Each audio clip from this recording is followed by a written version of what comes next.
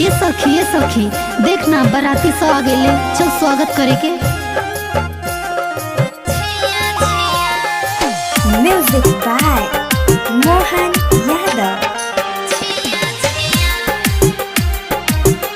बरियतिया के बहिनी छिनार दूर दूर छिया छिया, बरियतिया के बहिनी छिनार दूर दूर छिया छिया।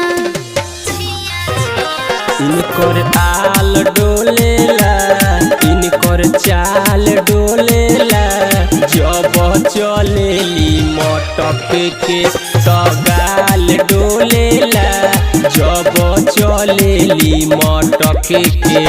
चापे बराती भरवा 2 रुपया के डिब्बा में बाटे 10 रुपया के मिठाइया, 2 रुपया के डिब्बा में बाटे 10 रुपया के मिठाइया। खा लो बरियतिया, तो खा लो बरियतिया, अपना बहिन के कोइलो गुइया।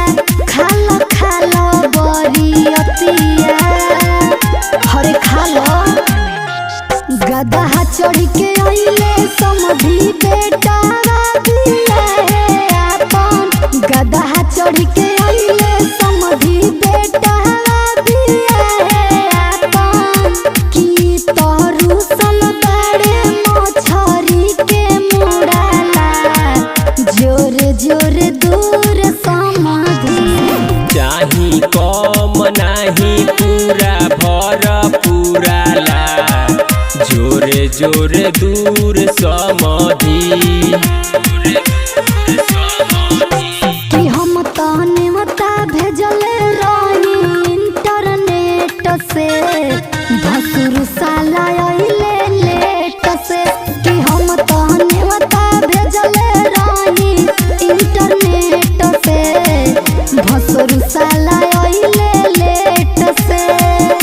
कि इनकर बहिनी का दो रहली ह पेट से, भसुर साला अइले लेट से। भसुर के जेब बाटे खाली, सखीर उठलाली लगा दे। भसुर के जेब बाटे खाली, सखीर उठलाली लगा दे। हवे भसुर भड़ुआ साफा बेसरम, नाही लागतावे मड़वो में शरम। तो अपन बहिनी के चटले बड़े छाली, सखीर उठलाली लगा दे। चश्मा लगावला से हीरो न कहइब ए दुल्हा, चश्मा लगावला से हीरो न कहइब ए दुल्हा। बहिन बेचने कहइब ए दुल्हा, बहिन छिनरे कहइब ए दुल्हा। दुल्हा के बहिनी न पढ़े में तेज, न पढ़ावे में तेज, खाली 6 गो लइका पटावे में तेज। गेट बंद करो सखिया सुनाओ गारी, गेट बंद करो सखिया सुनाओ गारी, गेट बंद करो। हाथ में पोथी पतरा, मुँह पर बड़का मोछ बा। हाथ में पोथी पतरा, मुँह पर बड़का मोछ बा। है पंडित जी के देख गादहा के पोछबा, है पंडित जी के देख गादहा के पोछबा।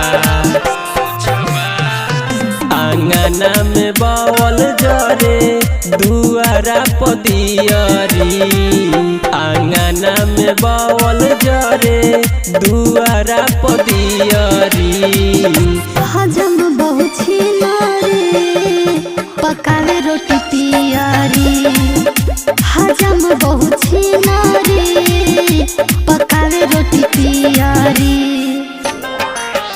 तोहर बहिनी छिनार घूमे शहर बाजार, अनिल आशिक के अपन बनवल से यार तनी सुन ला।